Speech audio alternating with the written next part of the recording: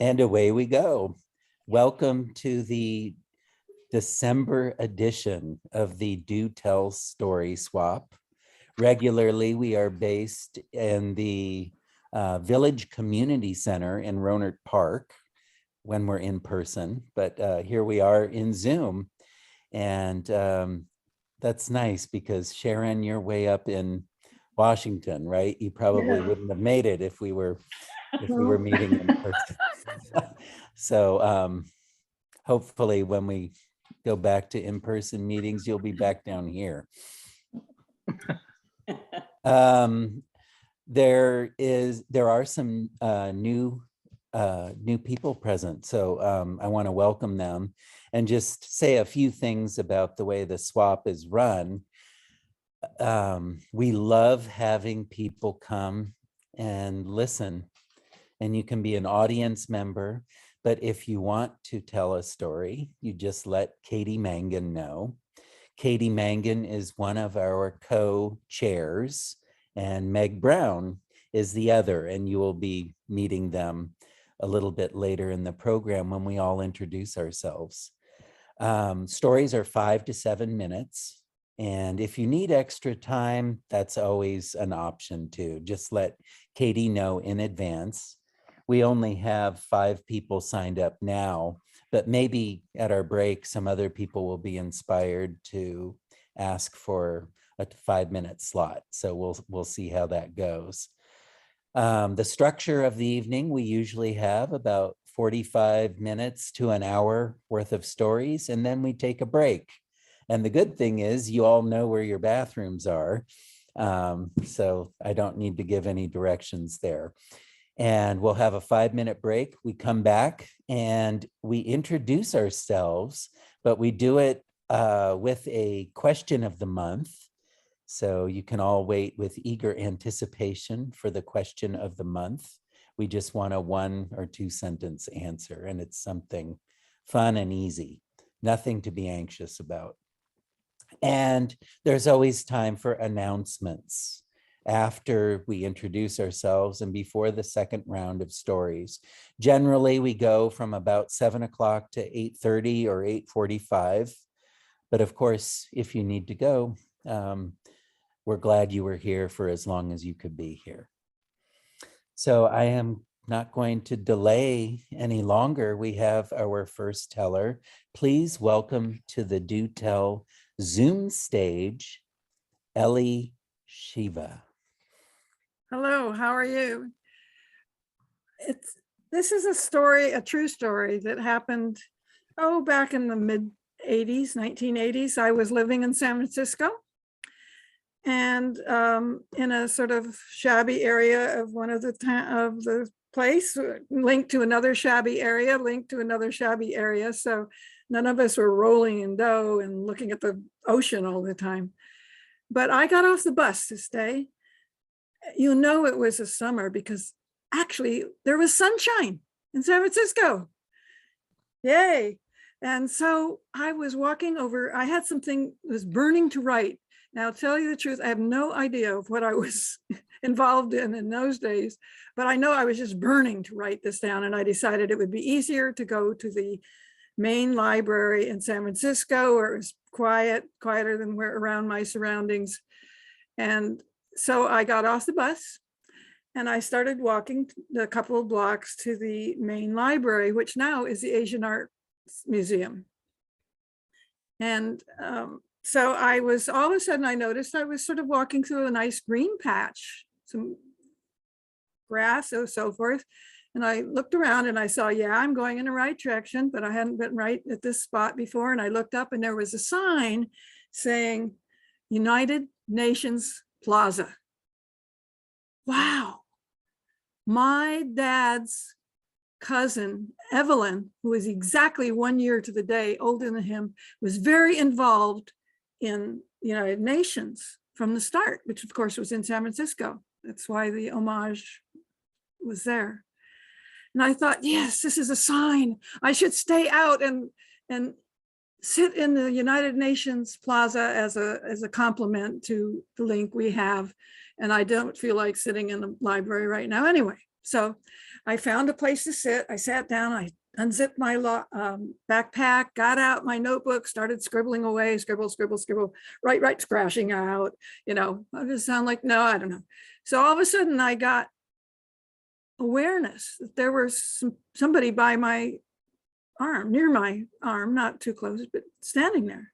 I looked over and it was actually two somebodies, and they were Native American men. And they looked at me and they said what I anticipated they would say. Can you spare some change or give us some money? We need some money. They were very polite about it. But I honestly said, no, I have no money. Because I usually, when I was going around, I just bring my bus pass.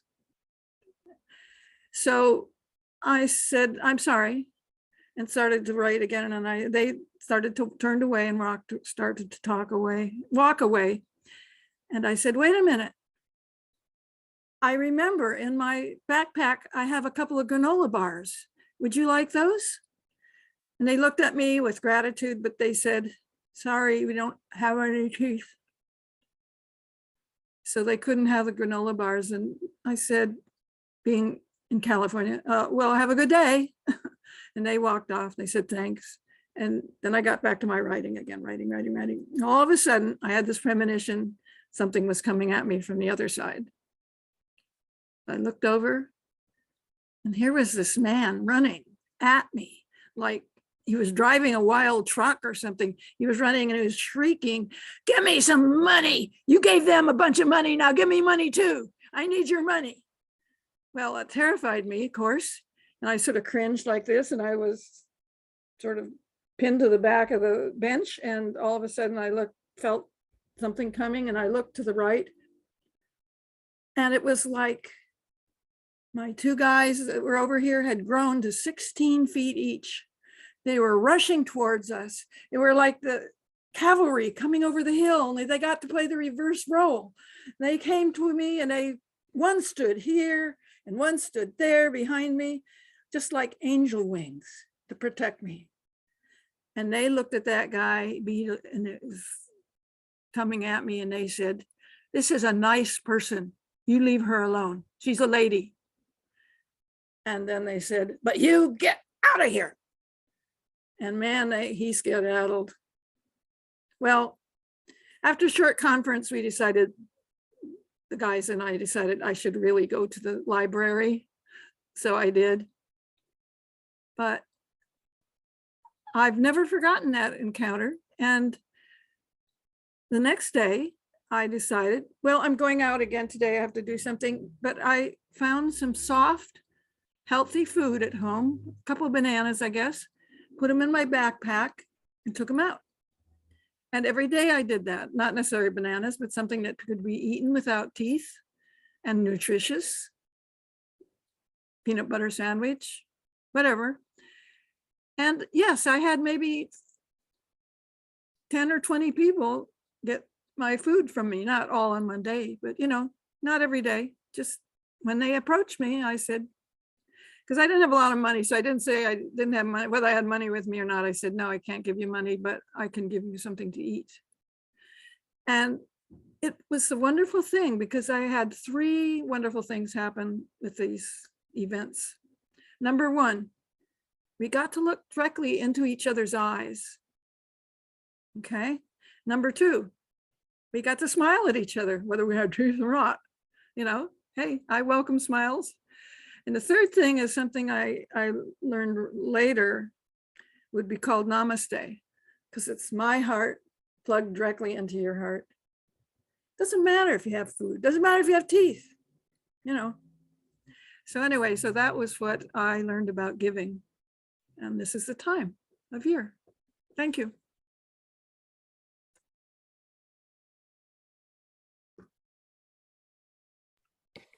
Thank you, Ellie Shiva. You're welcome. There's just something so important about eye contact with everyone when you're walking past. It's so easy to just look right past somebody. Or through them. Or through them, right. Oh. And you never know who is going to be your savior. was really a powerful story. Thank you so much. You're welcome.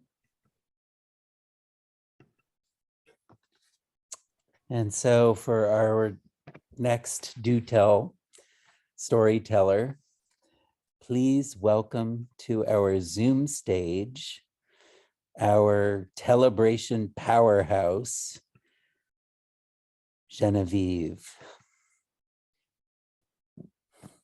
I'm actually a little bit frazzled because I just got back from running some errands, but this is in honor of my husband, Don. Many of my stories are, but it's timely because of the time of the year. Okay.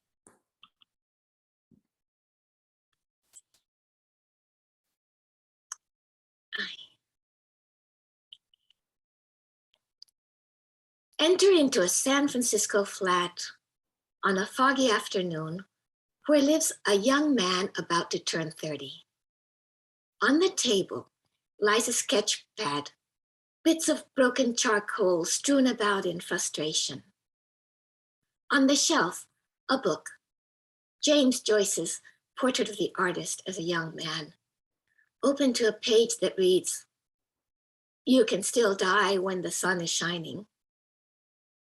On a chair rests a dulcimer crafted by his own hands, on which he'd just been plucking a wistful Irish tune.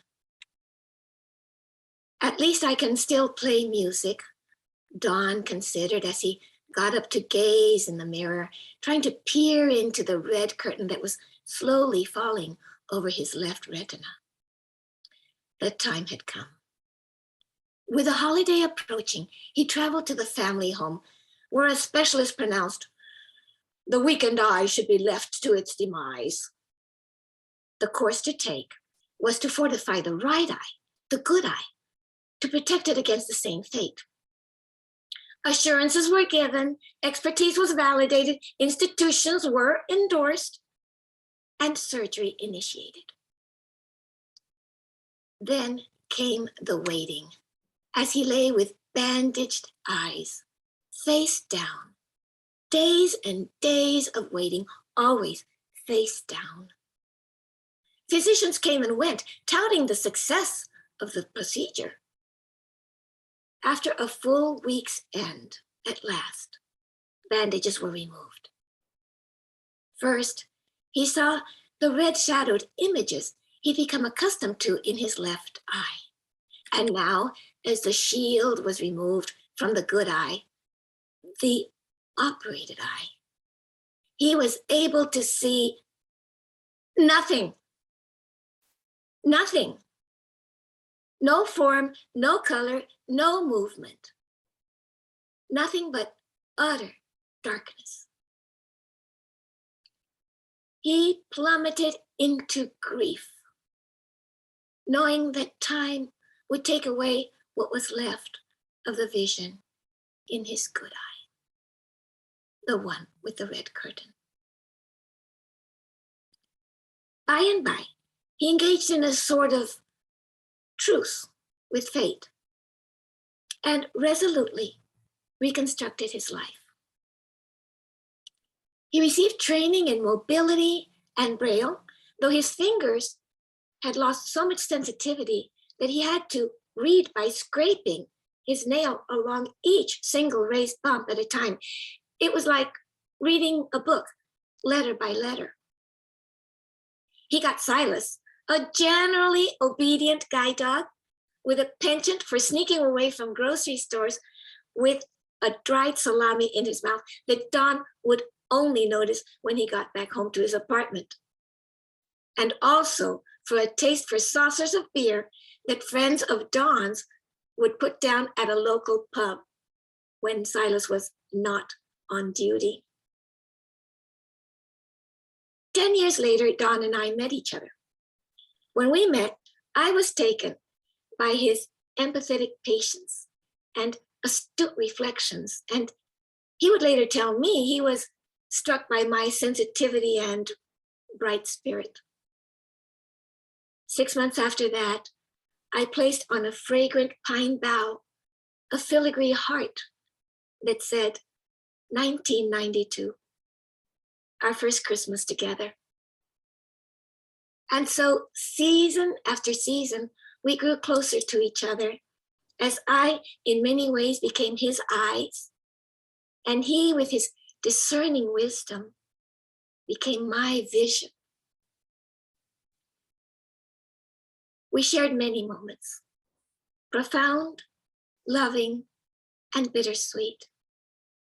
He spoke of his internal conflict in choosing whether to try to entirely forget the sight he'd once had, or to hold on to the fragile fragments of the memory of what had been so beautiful for him to behold, which, like shards of a once dazzling crystal glass, brought with it in the gripping pain again and again. He chose not to abandon what still had meaning for him. As we journeyed through life in tandem, there remained a glaring gap in my insight into his being, which troubled me. Every Christmas, Don descended into a deep-seated sadness that I thought was solely due to his inability to see the sights of Christmas, especially the smiles and the hijinks and the gestures of young children in family gatherings. I would just let him be. Year after year, he would withdraw into a silent abyss of anguish, as if to protect himself from the emotions that were storming in his mind. I felt helpless to help him rise out of it. Until one day, in reviewing Don's medical records, I at last grasped that this was due to much more than I thought. This was an anniversary of grief. For that traumatizing surgery, years before, had been on none other than Christmas Eve. With that understanding, I could at last accompany him as he mourned through his blue Christmases. Together, we began to heal his heartbreak, and steadily, the light that had been extinguished in his eyes on that fateful night was rekindled in his soul. Not too long ago, I had my own blue Christmas when my cherished companion left this realm. But just as vision endures when sight is gone, he remains with me as the light of my life.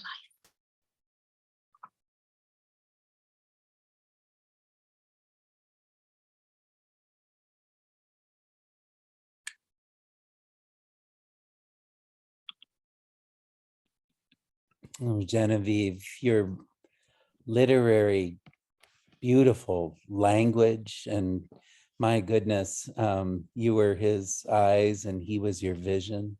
That was such a beautiful way of expressing your relationship. Thank you for that story. Thank you. It was very touching. Can't I see that? Oh, there's the chat. Thank you. So I do have kind of a mess of a story that I've been working on. I've been thinking a lot about my son who's going to come home and visit. And it's nice that Katie, one of my students, is here because she knows him. And this is a story about him, not in the same way that you may know him, Katie, but because it takes place when he was very small. My children are half European American like me and half Indonesian. My wife is Indonesian. And kind of reflecting that, they have a Western name and an Indonesian name. Um, we named Byron after my father, whose name is Byron, and my wife's father, whose name is Dariana. And so my son's name is Byron Dariana. In spite of both of my kids being half Indonesian and half white, they don't look half and half. My daughter actually passes for white. And my son, well, he looks Indonesian. Recently, my wife took them both on a trip to Indonesia, and the three of them would be in the car, and they went to some touristy places and they had to pay at the entrance. And my wife and Byron, my son, had to pay the local price, whereas my daughter had to pay as a tourist, which led to no end of her frustration and anger. When Byron was on my baseball team, I was the coach for years. And it always took a few months for the other kids on the team to realize that I was his father. And when they did, they would inevitably ask, "Were you adopted?" Well, the plan had been to raise them bilingually, which meant there was daddy's language, which was English, and mommy's language was Indonesian.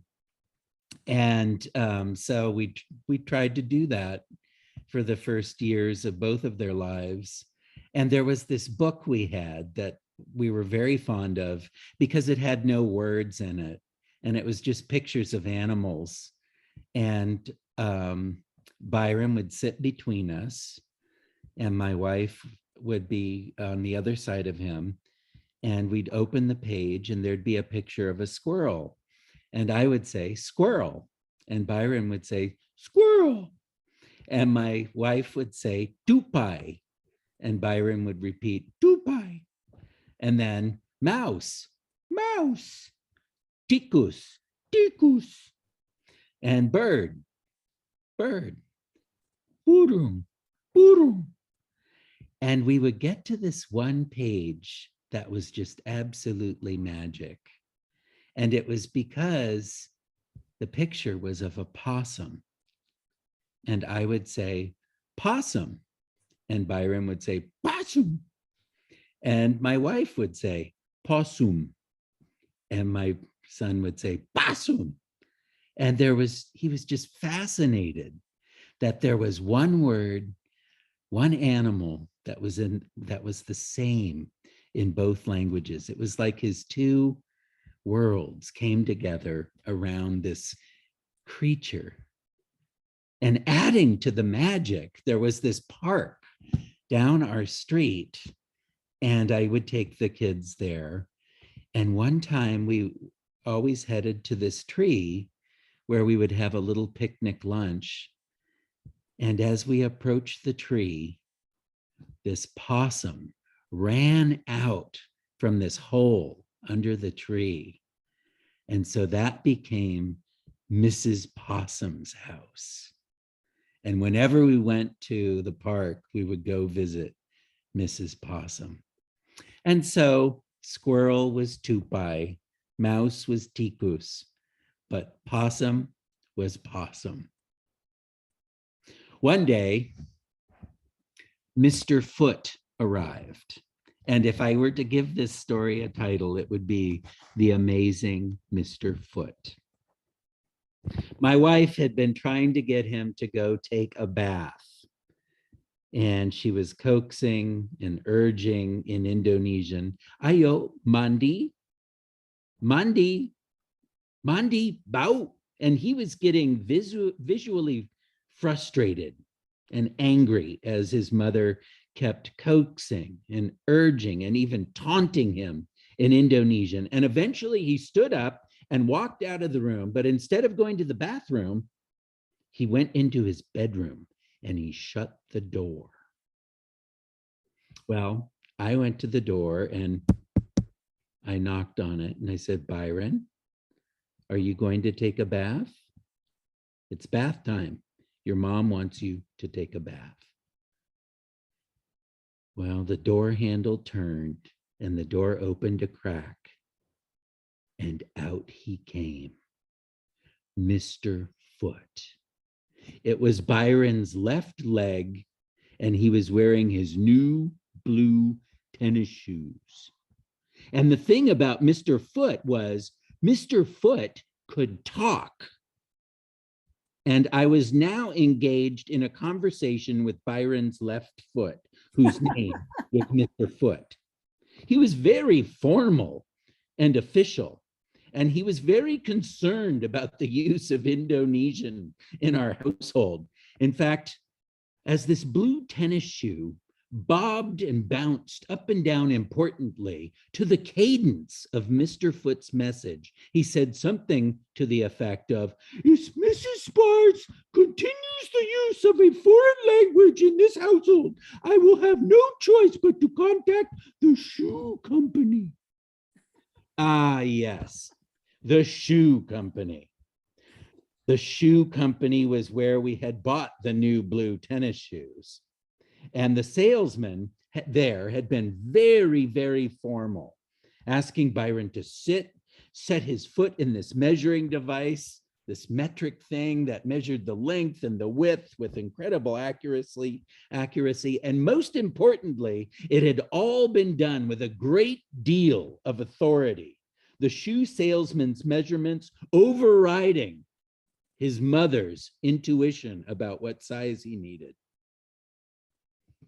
Well, Mr. Shoe appeared again and again. One day we were driving, Mr. Foot. We were driving, my wife was in the passenger seat, I was driving, and in the rearview mirror, rising up like a cobra, was Byron's left foot. And of course, he had a message to deliver. Because of a communication barrier, Byron has not been properly secured in his car seat.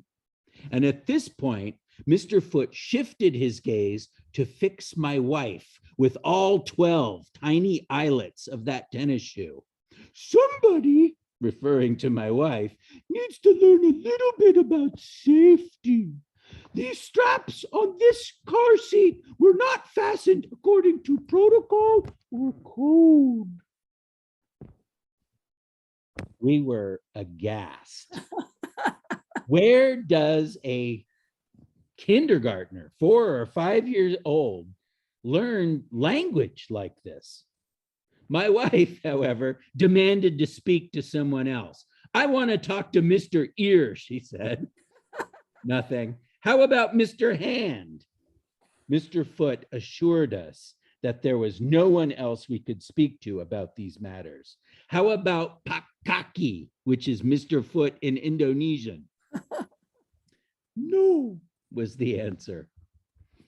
Things really came to a head one night around dinner time. Now, I am the most common cook around these parts. I whip up very fast meals, all with frozen ground turkey from Costco. I make spaghetti sauce and pasta. It's called spadatti. I make chili, which is the same thing, but I add beans. And I make meatloaf, which is the same thing, but I just bake it in the oven instead of stir it in a pot. So it was really a treat when my wife would cook us a wonderful Indonesian meal. Of course, there's something about Indonesian food that Byron was submitted to or subjected to a lot earlier than his sister, and that was the spice. I don't think he understood what was happening on one of these Indonesian meals. He gripped his mouth, he kept looking around, something was hurting him, he didn't know what it was, and he went out the front door with his little knees pumping as fast as he could to try to escape whatever it was. I caught up to him, and when I explained it was his mother's cooking that did it, of course, I had another conversation with Mr. Foot immediately. Mr. Foot bobbed emphatically and delivered the following message. If Mrs. Spars does not cease and desist from serving volatile and potentially flammable substances. I will be forced to take protective measures. I asked him what he meant by those. Those protective measures, he said, included removal from parental custody. Sure enough, the next Indonesian meal, Byron didn't even try it. He headed out the front door. And when I caught up to him and tried to convince him to come back and try it, he said, "No." And I said, "Where are you going?" And he said, I'm going to live with Miss Possum. I looked at my wife, who was at the doorway, and she signaled, "Just let him go." "Okay, fine," she called. Of course, it was within sight of our driveway. And we watched as he walked over to the tree, stood next to the tree, sat down by the hole, and then for a surprisingly long time remained there. It was getting dark. It was getting cold. It began to rain. Oh, the poor guy. We saw him stand up. He was wondering what to do. And finally, he headed back home. We ducked inside and waited for the door to open. And sure enough, the door handle turned, but the door opened only a little crack. And in came Mr. Shoe, Mr. Foot. I keep saying Mr. Shoe. It was Mr. Foot. And we were so happy to see Mr. Foot. "Thank goodness you're back. We miss Byron so much." And then I said, "Mr. Foot, can you tell Byron we're very, very sorry?" Byron was obviously on the verge of tears. And Mr. Foot's voice even trembled a bit with emotion. But then it began to build up that bureaucratic rhythm to it as he informed us, Byron would be taking up official residence with Miss Possum. However, this does not preclude visits to this house even for extended amounts of time. And so Byron was transferred to the custody of Mrs. Possum, and he became just a visitor in our home, carefully monitored by the watchful eye of Mr. Foot. Now, his racial identity remained a source of stress for him. Once, probably in the first grade or something, I picked him up from school and he was in tears. During the school day, he had been told to bubble in a form and he had to choose his race. And this is, 15, 16 years ago. He had to choose between white or Asian. And so he bubbled in both. However, the overzealous proctor had seen him and made him erase one. And Byron asked which one, and he said, "Well, you're definitely not white." So Byron had to erase white. Byron had actually done a pretty good job advocating for himself, which is why I found out about it. He had gone to another teacher, told the teacher, who allowed him actually to fill in both again. And I don't know what she did with it after that. Byron was very, she said, and she searched for the word sophisticated and about expressing himself. And of course, I became alarmed. And I asked, "You didn't by some chance end up talking to someone named Mr. Foot, did you?" And she said, "No." Because if we had, I imagined we really were going to be talking to child custody services. You see, Mr. Foot, I've come to realize, was exactly whom we should have expected to appear whenever Byron's whiteness and his brownness were being negotiated. He had already at a very early age realized that his whiteness was something that was going to be policed and that it would not always be available to him. He would not always have access to it. In Mr. Foot, Byron had internalized the language of the very institutions that forced people to make distinctions between their own brownness and their whiteness. Well, that day before going inside, I asked if he wanted to go to the home he shared with Mrs. Possum. I think the word possum had always represented that point of contact between the cultures, some kind of equilibrium. But on this day, he seemed to realize it wasn't an equilibrium and that an equilibrium didn't really exist. No, he said, Mrs. Possum doesn't really live there. What about you? I asked. Do you still live there? No, I live with you and Mommy. I was pleased by that. What about Mr. Foote? I asked. Where does he live? And Byron was silent. Now, over the next decade, Byron would continue to try to walk that balance between Asian and white in America. Slowly, however, there was a shift as he began openly and wholeheartedly to embrace his Indonesianness. He took up Duolingo and has been teaching himself Indonesian, kicking himself for the missed opportunity to have learned it with his mother. He's the biggest fan by far of my wife's cooking and spicy food. Very telling, however, and Katie, you'll get to do this. When you become a senior and you go off to college, you get to reinvent yourself. And Byron dropped the name Byron and is now going by his Indonesian grandfather's name, Daryana. Well, eventually on that day, he had answered. Where did Mr. Foote live? He had gone back to the shoe factory where he belonged. Thank you.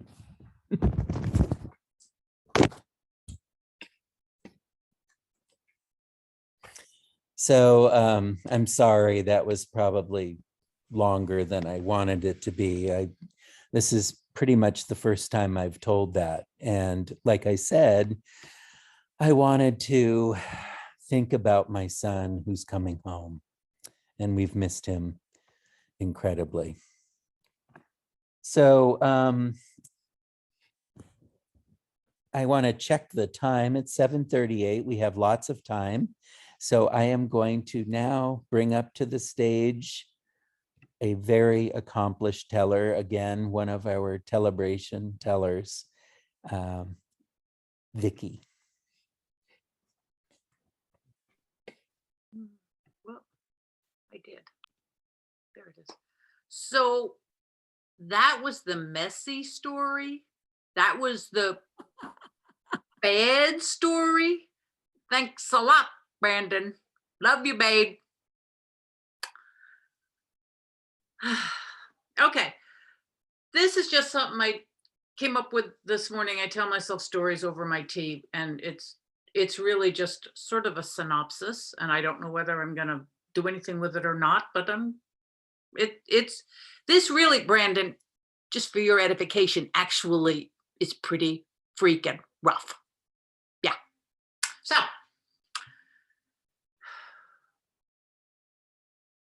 Edna always took in her grandson whenever his parents were drinking or arguing or threatening to leave. Aiden knew he had a bedroom with his grandma's house, and it was his alone, and nobody would disturb him. Nobody would break in. He was safe. Edna was delighted to have him. But she was worried about him because he was almost 12 and he wasn't exactly popular. He was a loner. He didn't have many friends, and he didn't join with the other boys outside, and she worried about him being picked on as not being very masculine. And he was sensitive, and he listened to classical music instead of playing video games. There was just so much about him that was just vulnerable, and it frightened her. This world is not very safe for people who are vulnerable.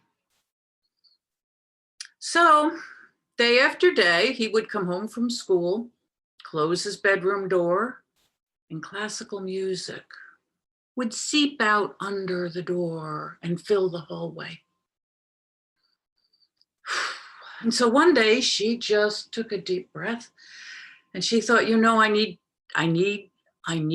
to talk to him about finding other interests so that he can get a grip on this life. And she very quietly opened the door and crept in, and she found herself in an enormous forest. Huge trees and crawling vines with violins soaring up into the canopy, and piccolo birds, exotic and magnificent, flitting here and there. Huge mushrooms and a path that went off into nothing, with a tenor singing somewhere in the background, and a little bit of kettle drum that got louder and louder. And as she watched, a giant appeared at the end of the path, a huge, angry giant who brought with him chaos and rage. And he ripped at trees and he swatted things away. And the baritone voice rose up in him and he snorted in anger. Oh, as the bass grew larger and larger and filled the whole forest. And all of a sudden, out of this corner of her eye, she saw something coming. And it was a knight in magnificent armor on a beautiful horse with a banner. And she watched that knight, a young man, go straight toward the giant. And there was a battle. And it was horrible. There were cymbals clanging and there were violins reaching high, high, high pitches. And there was a bass violin deeply grumbling, and the tenors just cascaded upon each other, and the bass of a deep, deep cello rose up, and the kettle drums roared, and it was a terrible, terrible fight. And then there was silence. And here came the knight on foot, clearly beaten up, clearly scraggly and exhausted. But he had his banner and he was victorious. The giant lay dead. And the little knight moved on. And she noticed as he walked by, his banner had the dove of peace on it. And she said, Aiden? Aiden?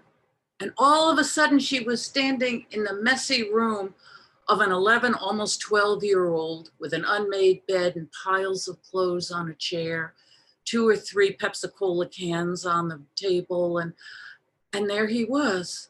And she said, I wondered what that song was. And in his pre-adolescent indifference, he shrugged and said, Mozart, Symphony 40, G major. He looked around. Oh, I thought so, she said. That's what I would have said too. And she retreated and closed the door behind her. But before going to make dinner, she got herself a big piece of paper and a marking pen, and she wrote in big letters on it and got a piece of tape and taped it to the door. And it said, "Here lives tomorrow's hero." Whoa.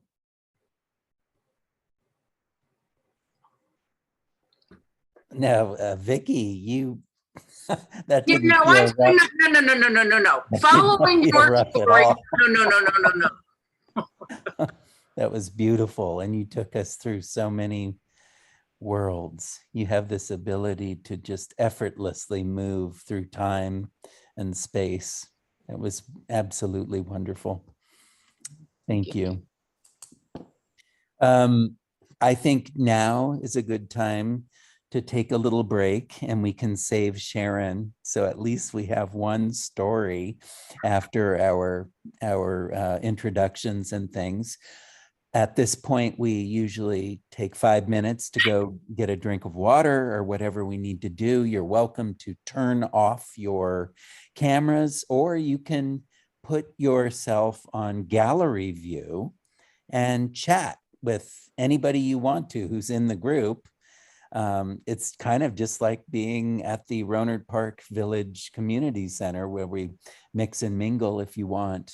I will pause recording and Katie Mangan will remind me to start it up again so I don't lose the second half of our show. But when we come back, we will introduce each other and answer the question of the month. There will be a chance for announcements, and then we will have at least a story by Sharon Elwell, which is worth waiting for. So I will pause recording now. Go ask Mr. Foot. Oh my goodness. Welcome back to the second part of our program.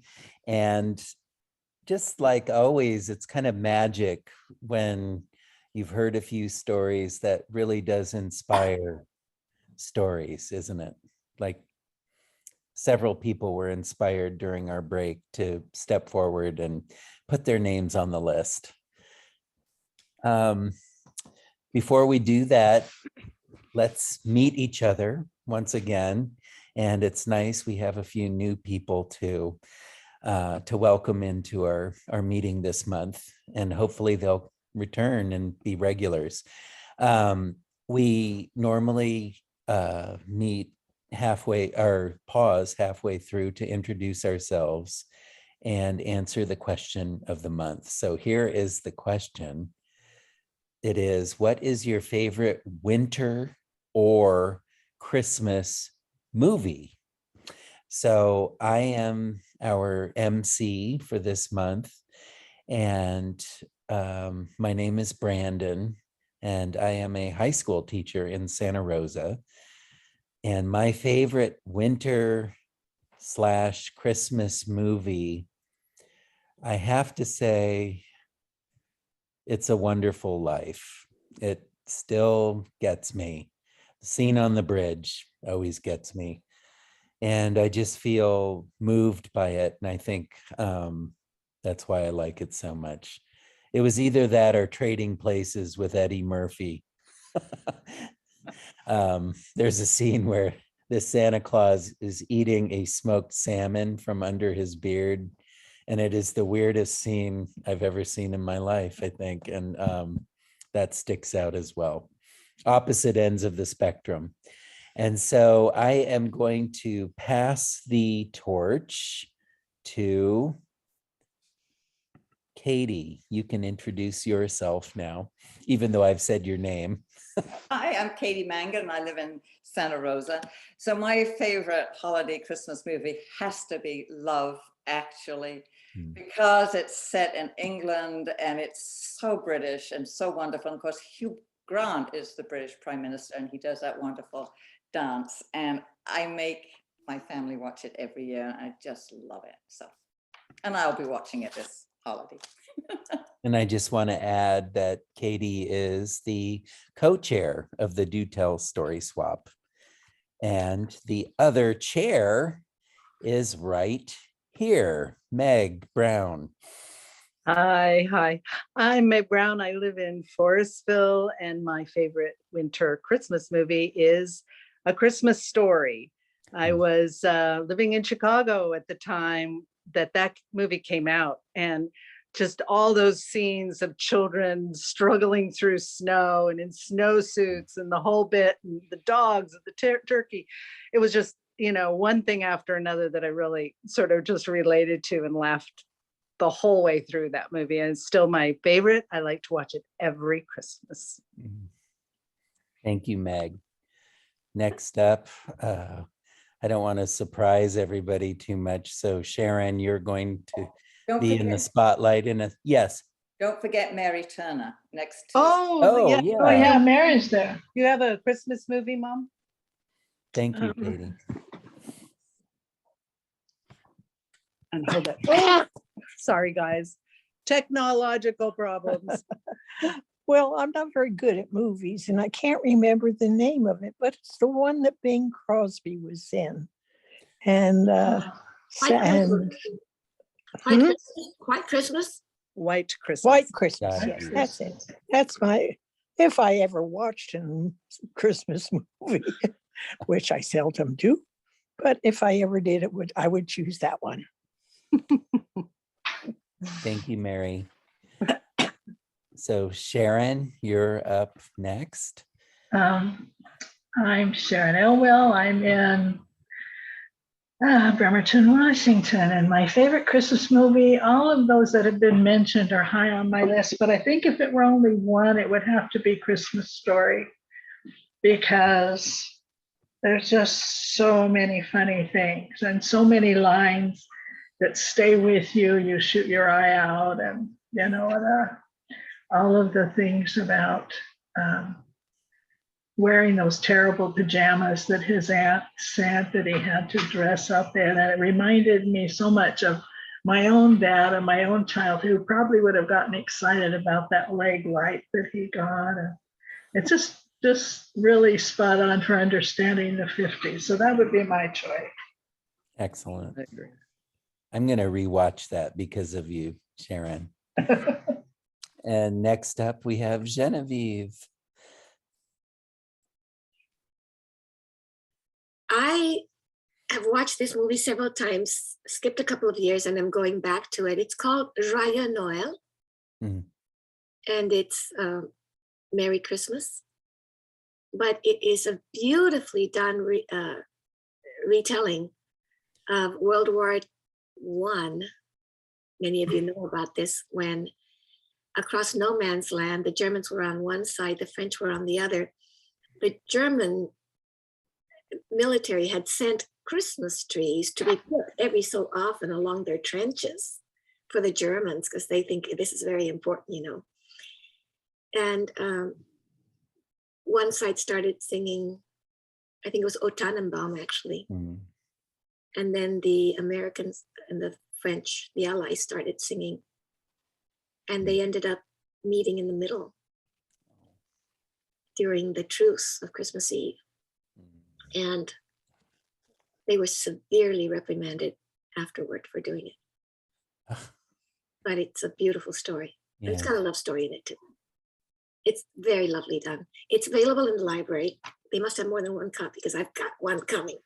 Joyeux Noël. I think it's known as Merry Christmas. Merry Christmas. Oh, that sounds absolutely beautiful. It is powerful. It really is. Thank you, Genevieve. I'm making a list. Are you checking it? Rewatch these. So next up is Ellie Shiva. Hi, mine has always been year-round. My favorite movie is It's a Wonderful Life, because my dad was the same role as Jimmy Stewart. And loved by everybody. He could whisper to babies, be the baby whisperer. They would never cry. He could do all that stuff, and he was a little insecure. And when they retired, Mom and Dad, down in San Diego County, they had people that in it that had like the retired president or the retired chief editor of the Chicago Tribune. And Dad had only gone to 1 year of college that was taking chicken husbandry. It's a little bit hard to brag about that when you're faced with the retired this and the retired that and the major so-and-so. So when he passed away and I was there and they asked me to speak at his funeral, I think the whole complex was there. And so the first thing I said to them was, how many of you have seen the movie, It's a Wonderful Life? Everybody put up their hand. I said, okay, thank you. Now, how many of you realizes that reminds us of Jimmy Stewart, reminds us of my dad? Everybody put their hand up. Yeah. So now you know what my dad was like. So That's my favorite. Oh, I'm from Petaluma. Thank you, Ellie Shiva. You're welcome. You must have had a wonderful upbringing Right. with a wonderful Good, father. thank you. Yeah, and a wonderful mom too, who Yeah, let him be the star, but she was also one herself, you know. yeah. Well, I can't resist any longer. I'm so proud to be able to introduce one of my students from Sonoma Academy. Here is Katie and her mother. Hi. Welcome, Katie. No, I'm Katie, and then this is my mom, Jennifer. Hi. I call her mom. We live in Healdsburg, and I am a senior at Sonoma Academy. Brandon was my freshman year teacher, and still continues to be a very large influence in my life at Sonoma Academy. Byron was my TA, which is like a teaching assistant. So my entire freshman year, I spent like weekly sessions with him, which was super fun. And my mom and I were just like frantically searching for Christmas movies because we totally were like unable to remember anything. And I don't know if they're like my favorite, but I really always think of the original Rudolph film because Yeah. we'd watch it in car rides on the DVD player as we were traveling through the Christmas time. And now you have to go. That's it? Yeah, your turn. Oh, Okay. and it's because it's like so cute and it's very well known. So my name, thank you. My name is Jennifer Meyer, and Katie Mangan. I actually know you. We live in Healdsburg. I know. I recognize you from Park Point. That's it. I I know. I was pregnant. Anyway, so here I am. I am so lucky. Today's my lucky day because I got to hear Brandon tell a story. I have not only, I have an older daughter who went to Sonoma Academy, and I have Katie, and my youngest is a freshman in Brandon's humanities class, and she is always keeping me apprised of his stories. I mean, I know stories, Brandon. I know detail. It is so fun. We'll be sitting at dinner, and Hudson's like, "Did I tell you what happened next?" And then Katie and Hudson will share the fact. Did you ever hear this part? Did you ever hear this story? And it's so fun. So today was really special night. Thank you for allowing me to join and be a part of this really special group. I was telling my daughter Katie that my mom is a storyteller. I think I've told Brandon, and I wish that we would have texted her the link before this all started. But it was moments before it started that we clicked on. But maybe I can convince her. She would love this. I mean, I think you guys would enjoy her as well. But anyway, back to What's the your question. movie? My movie is a mix. Okay, so Katie threw out Love Actually. I was like, she stole mine. And then the other one is It's a Wonderful Life because I love that line. I mean, I love the whole movie, but in the line at the very end, when the little girl says, when you hear the bell, the bells chime, and she's like, "Teacher, Daddy, teacher says," you know, that line. Every time you hear a bell ring, an angel gets his wings. So that always has resonated with me. I think that's such a special line. And I want to give you two fun facts. One, It's a Wonderful Life was filmed in Encino, and the day they filmed the bridge scene, it was probably 90 degrees. And the reason that Jimmy Stewart was sweating and making it look so amazing, like he was sweating out his whole life, right, is because he was probably hot. That's a fact. And the other thing is, there's another movie, but it was a huge hit. It wasn't at first. And the movie that I haven't seen that I put on my list today, because this is where I learned this about It's a Wonderful Life.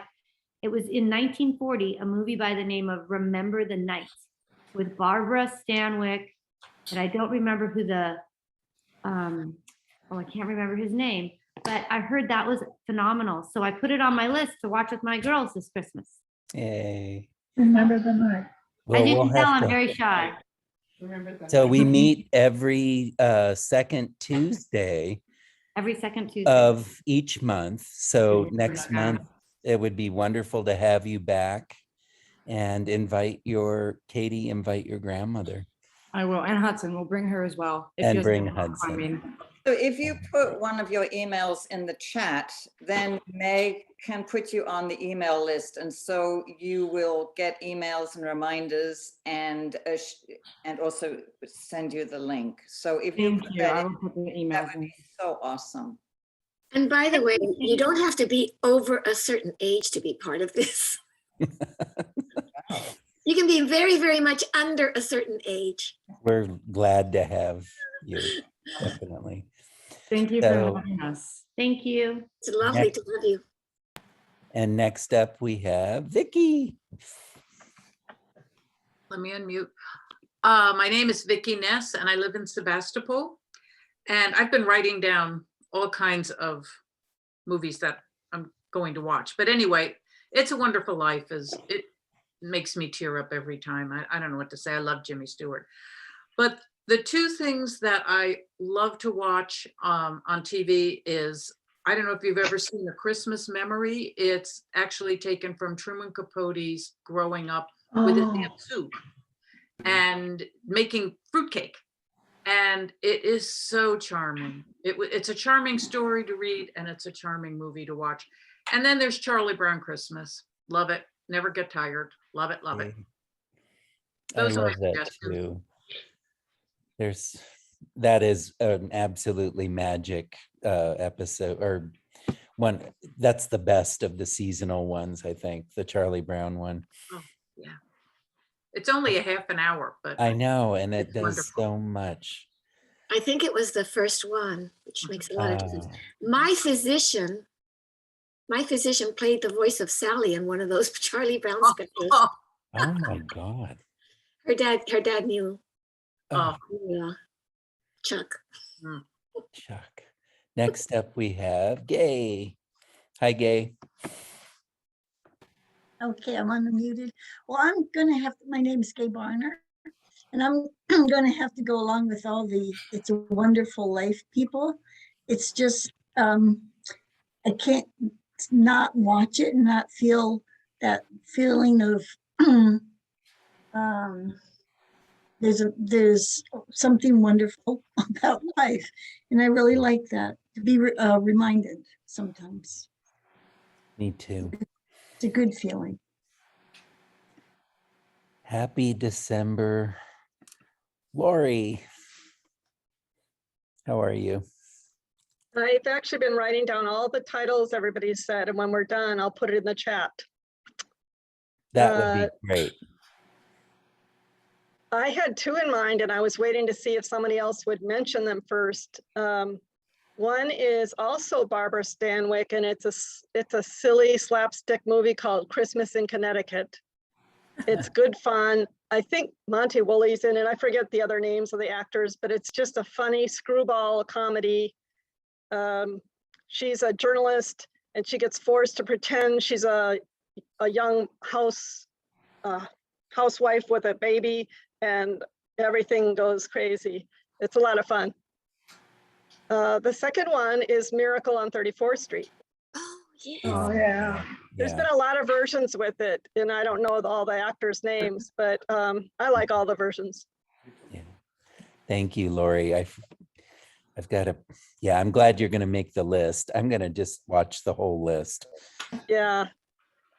It'll take you right on up to Easter. Exactly. That's really funny. John, can you turn your camera on?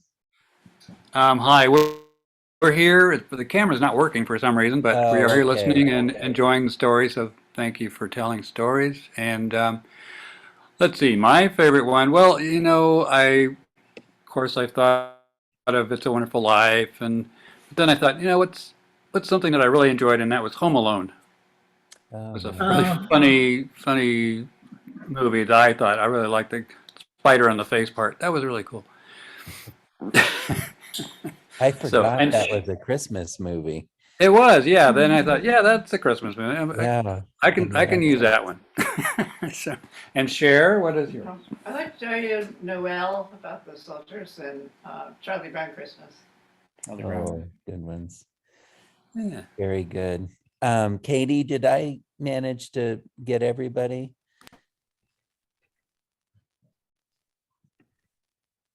I know we did. I think you've got everybody. And if you think so. didn't, can you just shout? No, I think you got us all. Very good. Thank you.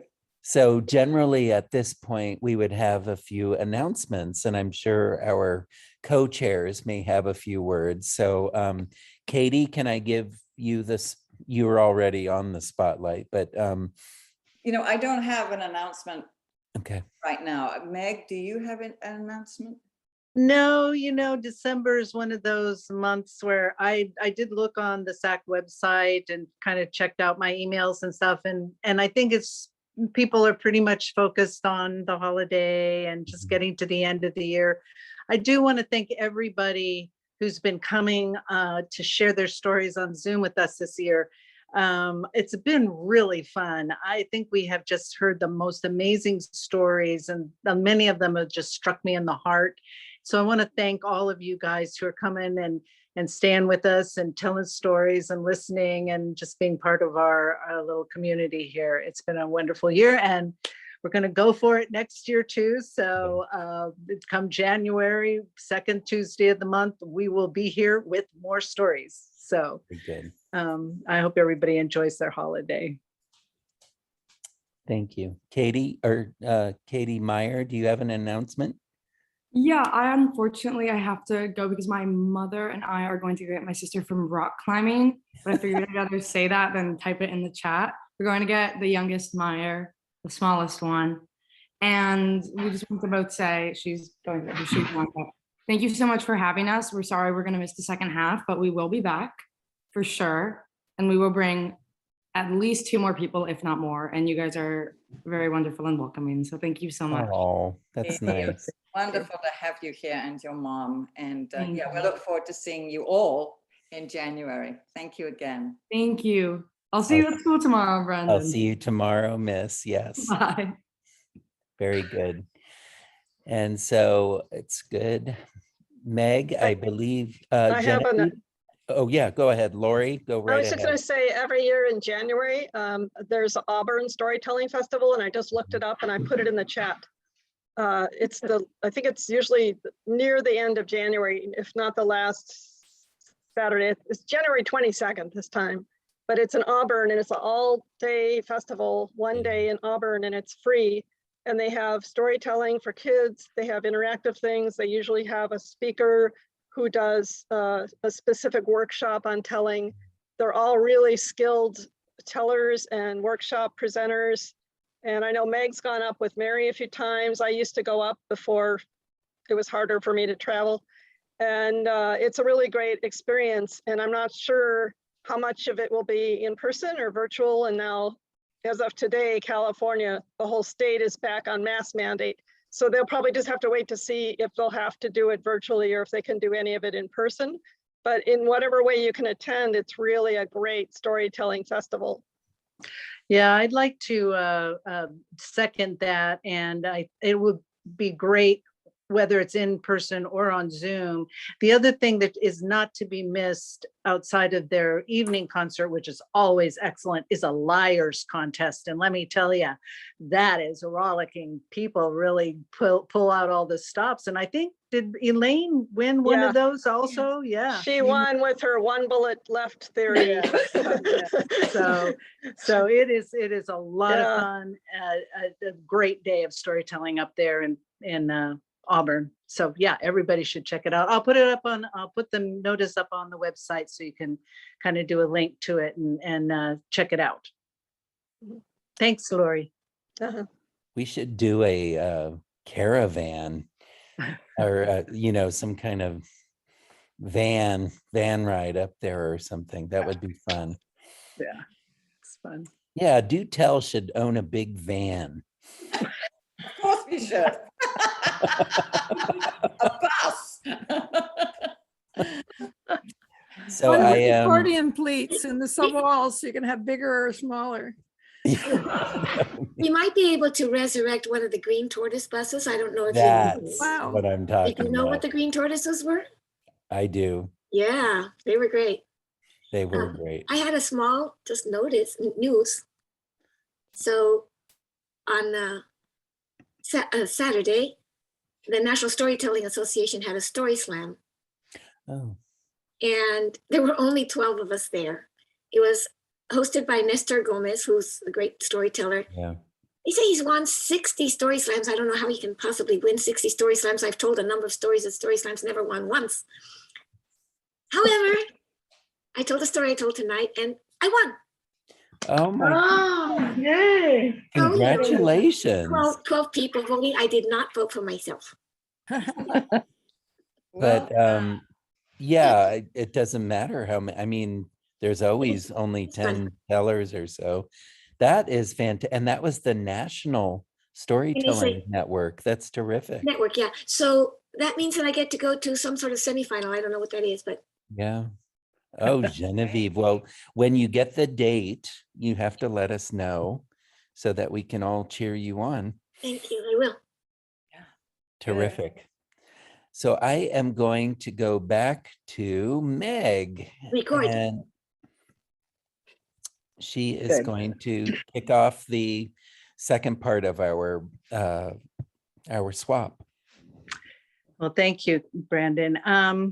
So this is not very Christmassy, but hey, the other day I was driving up my little lane to the house and I saw these great big, huge birds in the field right next to the lane, just gathered around. And I thought, uh-oh, something's dead. And indeed it was a dead deer right by the lane. Pretty gross looking too. I had to check it out.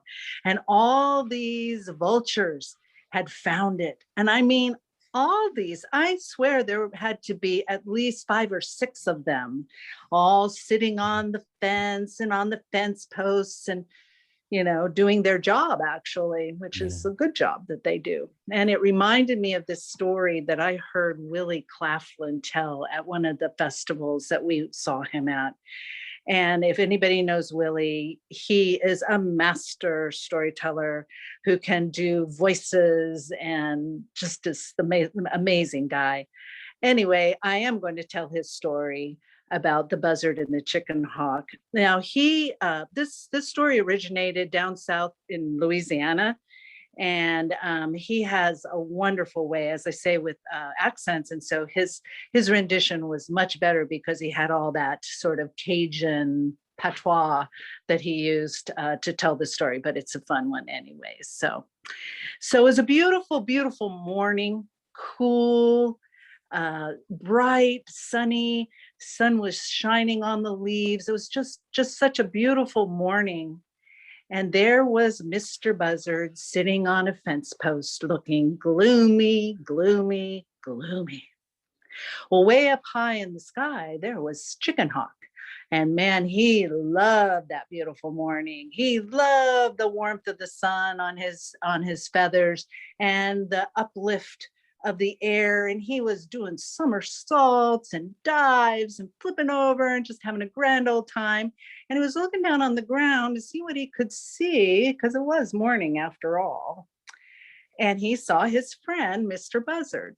So he flew on down to that fence post and he sat on the railing right next to Brother Buzzard. And he said, "Brother Buzzard, why are you looking so gloomy, gloomy, gloomy on such a beautiful, sunny, cool day? You should be up there just having fun. Why are you sitting on this fence post looking so gloomy?" "Oh, I'm hungry," says Mr. Buzzard. "Well, that's not a big deal. You're hungry? Well, sure. Well, just get yourself up there in that sky and you can just fly around on those big old wings, just kind of catch the breezes. And you look down on there, you're going to find a nice little tender morsel to make for your breakfast." "Buzzards don't do that." "Buzzards don't do that? Well, why not? Isn't that how everybody does it? You just go up there, you look, you'll find one. Look here, I'll show you how to do it. You just watch me and you will be having your breakfast in no time." So Chicken Hawk, he flew up into the air and he started his rigmarole of barrel rolls and dives and somersaults and everything else all the time, keeping an eye on that ground to see what he could see and find his own little sweet morsel for his breakfast.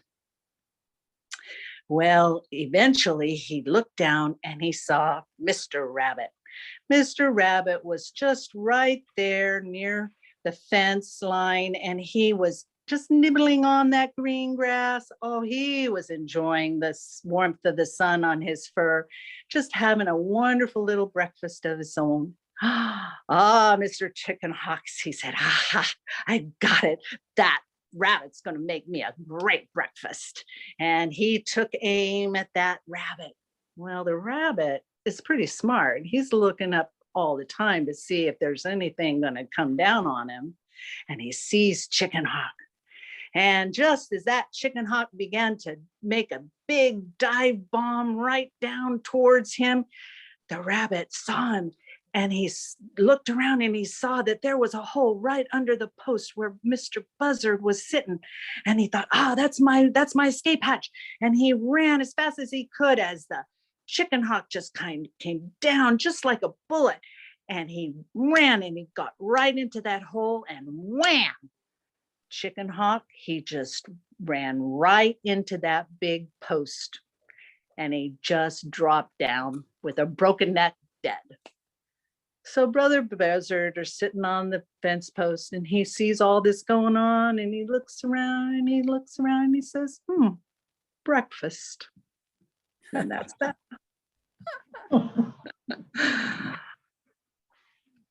That's how nature works. Yeah. I love the preface too.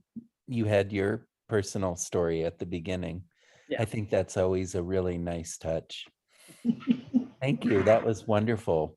And Willie Claflin is the teller who has a moose sometimes, right? Oh, yes. Doesn't he Mhm. have a talking? I've seen that. That was really Maynard the Moose, and lovely children's books. If you're looking for a children's book for Christmas for a child, look up Willie's books. They're wonderful, just beautiful illustrations. And he is very good at all storytellers, but his fractured fairy tales are fabulous. They really teach you a lot about storytelling and how you can take a familiar story and make it into something really new and fun. Yeah, he's great. Wow. Thank you for that, Meg. Mhm. All right. And Sharon, who has been waiting very patiently. Oh, yes, I was waiting, but I was overwhelmed by everybody's good stories, and now I'm intimidated, so I have to think about it again. I told this story before, but it's been a few years. The trouble with it is I started the same way every time. I always start by saying I was working the day watch out of homicide, and it's a big lie. I don't know why I want to say that, but it's just that I was actually working the reception desk at the emergency room in Queen of the Valley Hospital in Napa one Christmas season. And I love this story because I saw it happen. I was there for this. When you're in the emergency room, you're in an unusual environment. Nobody who was there came on purpose. Nobody was hoping when they got up that day that that was where they were going. So you have people in sports uniforms in one corner. You had a fully dressed wedding party in formals and tuxedos sitting together. You had several people in pajamas. And what they all had in common was they were unhappy. Some of them were scared, some of them were sad, some of them were angry, but everybody was unhappy, except for this one guy. And he came bouncing up to the reception desk. He was just beaming. He was so happy. And he said, "Can I tell you what just happened to me?" I have learned something about the way God deals with his children. I think I had a miracle. Well, I was ready to hear a happy story. So I said, please tell me what happened.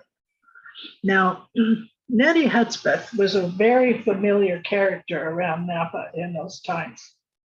You'd often see her with her grocery cart full of her belongings, wheeling up 3rd Street and back down 2nd Street and, covering miles and miles every day. And she was an independent, prickly sort of a person. So every once in a while, someone with an excess of good feeling would go to Starbucks and get a latte and bring one to her. And she would explain to them that she didn't intend to participate in the subjugation of third world workers. Or somebody would go to McDonald's and bring her a meal ticket or a burger, and she would say, you realize that this is not food that's good for you. We're talking about double sizing America. You are fattening people, and I will not help with that process. So people learned to kind of avoid her, maybe, smile. She was good at accepting cash, but except for that, she really didn't take anything from anybody. But this night was different. This night was very different because it was cold, it was starting to rain, the sun was going down, and she was getting sick.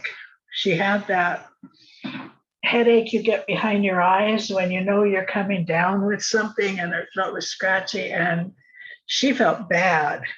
And the emergency room was 2 or 3 miles down the road from where she was at the corner of 3rd and Main. And normally that was no trouble at all for her. She covered many miles every day, but she knew that she wasn't going to make it tonight. And she was going to have to do the thing that she hated most about her position in life. She was going to have to ask somebody for help. And so she turned to face the oncoming folks on the sidewalk. And they all had their arms full of Christmas packages, and they were covering their heads because of the rain starting. And most of them refused to make, or didn't, refuse might be too strong a word, but they didn't make eye contact with her. They just looked fast and kept their eye on the goal, which was get in the car and get home. And so she kept saying, and nobody kept hearing. Every once in a while, somebody would feel guilty and open a pocket or a purse and take out a bill and put it into her hand, but nobody heard what she was saying, which was that I don't need money, I need a ride. I need a ride. And, and then she spotted this man, and he had been kind to her before. So she figured, thank goodness, and went up to him and explained the situation. And he said, I'm really sorry about this, but I have problems of my own. I have been out of work now for 6 weeks, and I spent today going from construction site to construction site. Nobody's hiring. It's the holidays. It's starting to rain. I can't find work. I didn't have any lunch. I'm cold and I'm hungry, and I just want to go home and have dinner. I'm sorry, but you're going to have to find someone else. And he walked on. Well, he got about halfway down the block when his conscience really started to ping, and he started feeling bad. And so he turned around and went back, and he said, I'm sorry. I'm just feeling grumpy. Of course, I'll give you a ride. It's the least I can do. So they put her cart behind the big blue dumpster in back of the Chinese restaurant, and she called in his pickup, and off they went to the emergency room. And when they got there, he turned off the car and got out. And she said, oh, you don't have to come in with me. And he said, of course I do. If you don't feel well enough to get yourself down here, you're not going to magically feel well enough to get yourself back.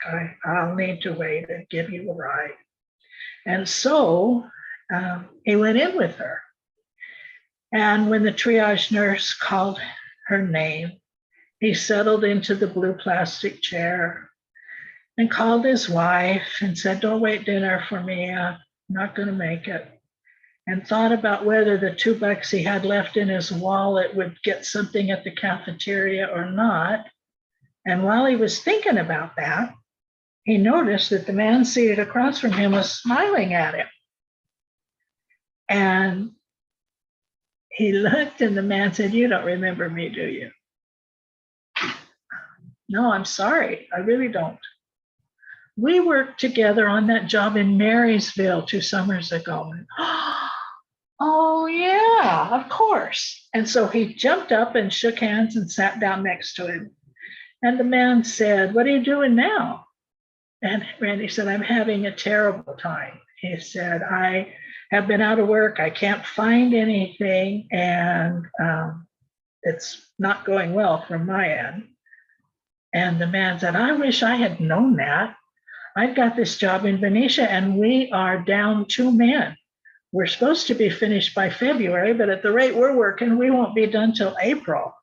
And I know my boss would put you on in a heartbeat if you'd want to go there, if I'd want to go there. So they spoke and plans were planned and arrangements were arranged. And they decided to meet one another in the Target parking lot at 6 o'clock in the morning for the ride to Benicia.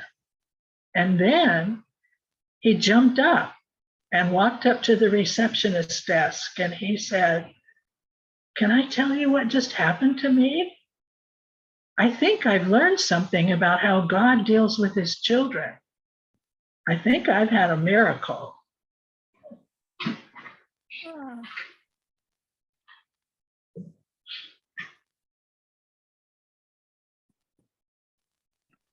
Sharon, that was so touching. Did you work as a nurse as well? No, I was there as an interpreter, but wow, okay. I know you're a longtime educator as well. yeah, that's how I got into that, because I ended up going after school with the parents that needed someone to interpret for them. And then one day the hospital said, why don't you just stay here and do this at night? And so that's what happened to me. I see. Wow, my wife was very moved by the story. She's over there listening. That was very touching. Thank you for that. Thank you. And next up, please welcome to our Zoom stage, Lori. Okay, this is a story I've been working on, and it didn't feel quite ready, but it feels like a good time to tell it. It's not directly Christmas related, but it's about memories, and this is a good time of year for remembering things and remembering people. What is your earliest memory? What item do you suppose you've had the longest? Can you picture that? I've been sorting through a lot of photos and memories and gradually letting go of many things, looking at things one more time, rereading old letters, birthday cards, things, just mementos. There's a man named Don Aslett who's written several books about decluttering. One of them is called Clutter's Last Stand. And what he says is, if whatever you're dealing with will either bore or burden or shock the people who come after you, who are going to have to sort through your stuff, get rid of it now. Nobody wants to read your journal from when you were 23 and full of angst, or those naked pictures you took with a Polaroid when you went on vacation to Hawaii.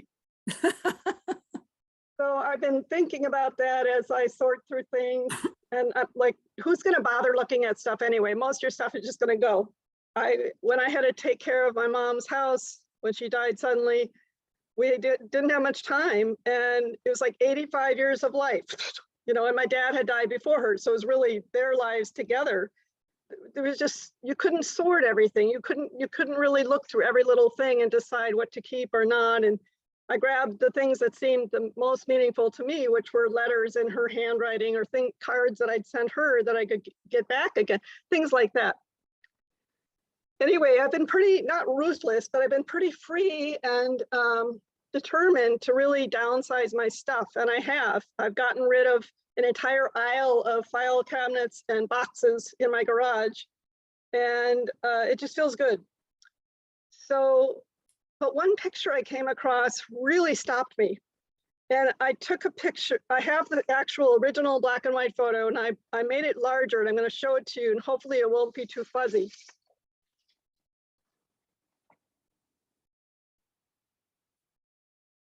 That is me at age 3 in Syracuse, New York, on my first day of preschool. And I'm wearing my lucky medallion. And my older sisters were already in grade school, so I was just thrilled that I got to go to school too, like my sisters. When I saw that picture, everything came back to me right to that day. I remember the kitchen table and the cornflakes and the short cobalt blue pitcher that my mom used to pour the milk. It wasn't just out of a carton, it was fancy. She really did a nice job making it a special morning for me. I remember the cold crackling sound of the milk hitting the cornflakes and my excitement in eating and just being so thrilled to go to school. I remember my dad was there. I think he stayed home from work a little bit to take that picture before he had to hurry off. And now, 60 years later, I have no recollection of what happened after that picture. I don't remember going to school or if I liked it or if I was, came home crying because it was overwhelming. But that picture showed so much promise and excitement and also love that my mom put the picture there, and she helped me find a little necklace, dangling chain to put my pendant on so I could wear it for security. I was just so enthralled. So not only was it magical to come across that picture, which I will always keep, I also still have the blue pitcher. Oh. This is exactly the same picture. And believe it or not, the medallion. Ah.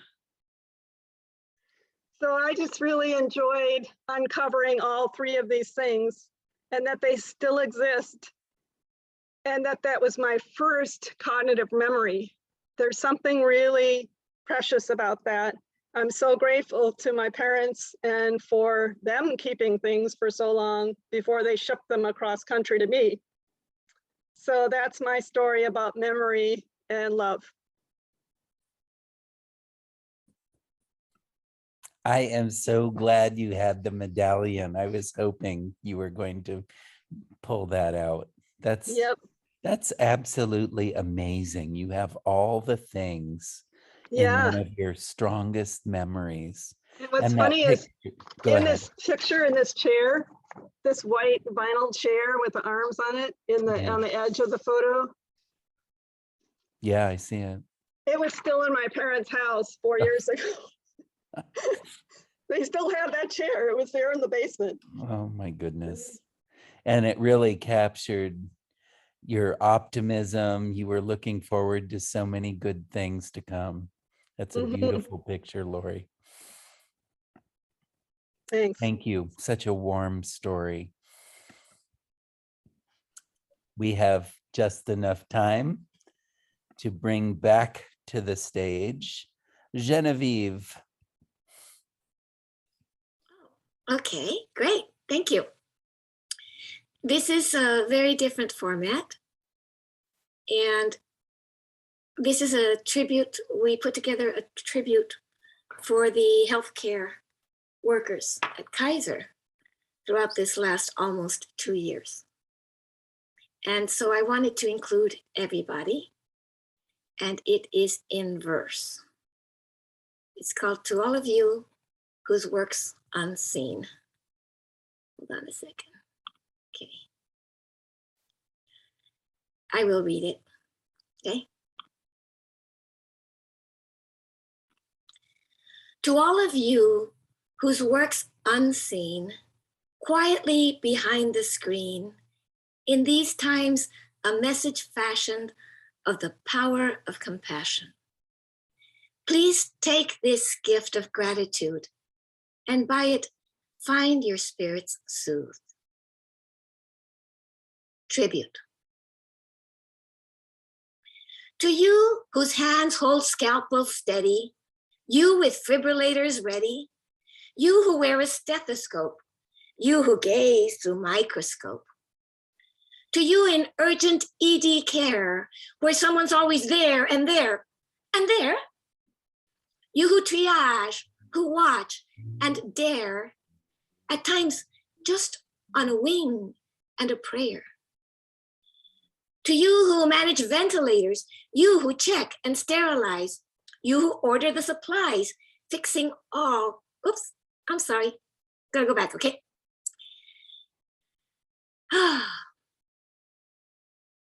To you who manage ventilators, you who tune the elevators, you who build and take down walls, you who order chairs for halls. To you who note and analyze, you who check and sterilize, you who order the supplies, fixing all that may arise. To you who wash and mop and dust, tuck tight the sheets and readjust, who curtains blithely open wide to usher healing light inside. To you who slice and dice and spice, who serve up goodness in a thrice. You who mend and sort and launder, ever working way back yonder.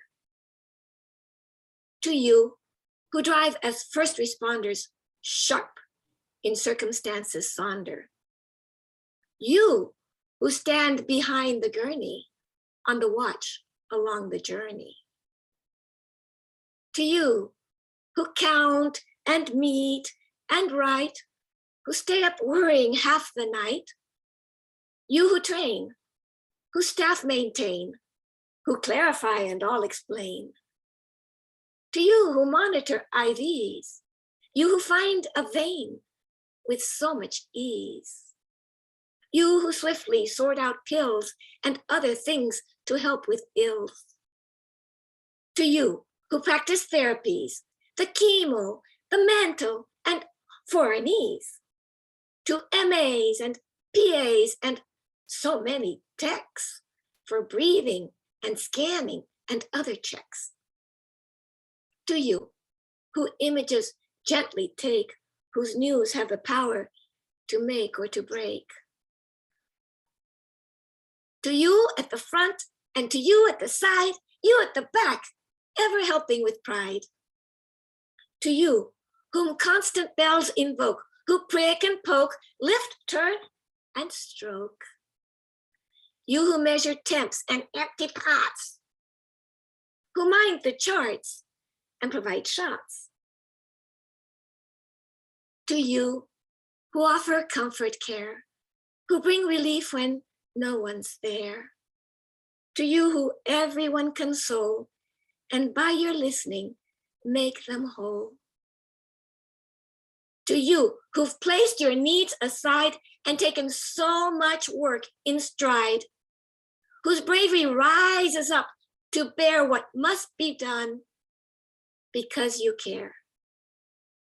Who tenderly caress our eyes, on whose quick skill our life relies, whose presence stills our frightened cries and stays with us through our goodbyes. Be blessed. Be blessed for grief you have sustained, for all you've lost and not regained, for dreams you've nonetheless retained, for nerve and grit that never waned. Be blessed for the chasm in your soul when faced with what you can't control. Be blessed for the courage to take up your place and take on the next trial with kindness and grace. Be blessed for all your fortitude, for tears you shed in solitude, for hearts you have with love imbued, for lives whose hopes you have renewed. Be blessed for what you've left behind. Be blessed with joys you've yet to find. Be blessed for your gifts that outshine treasure. Be blessed with peace that can't be measured. Be blessed, oh, every one of you, for this work of your lives that is noble and true. As morning comes, when days are through, be blessed. Be blessed. Be blessed.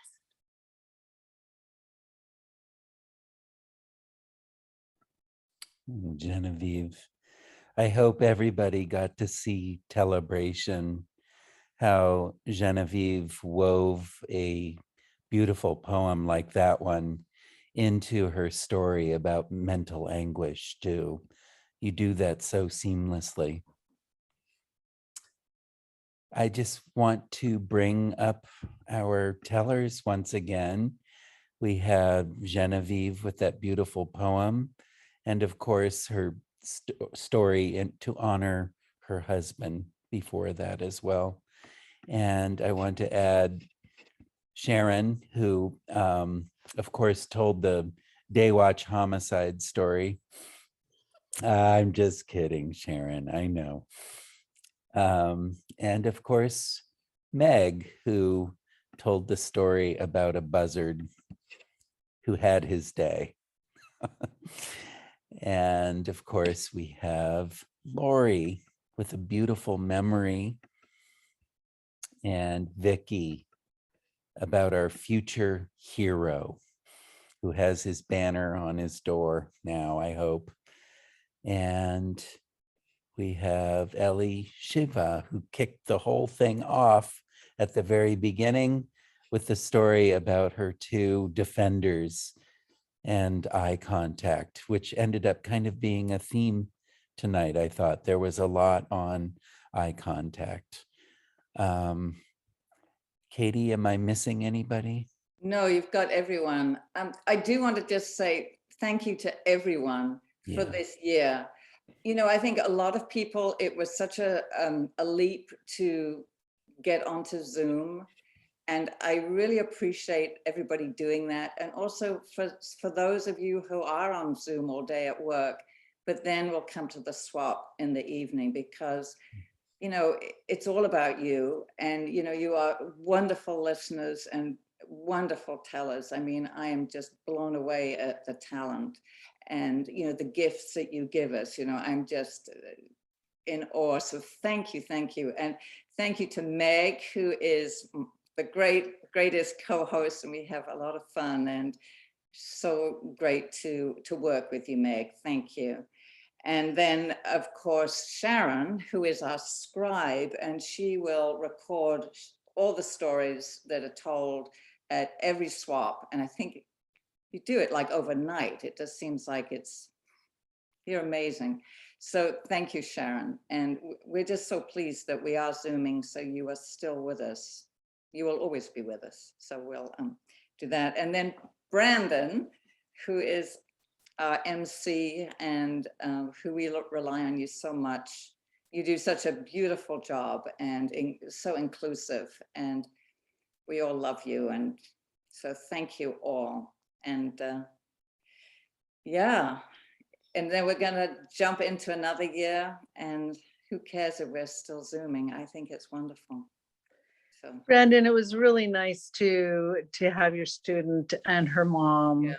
And that was very special. It's always so great to see that younger generation actually loving stories, in this way. So that was really special. Thank you.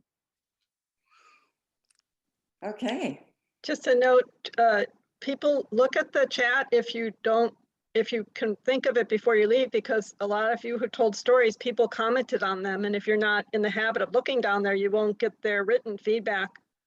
There's also the list of Christmas movies, and there's a link to the Auburn Fest. So just scroll through it.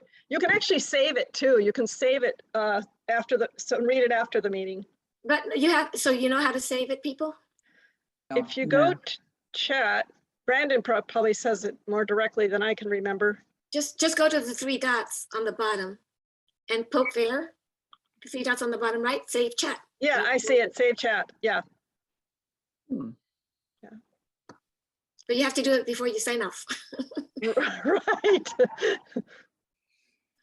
Okay, so I think, is that a wrap?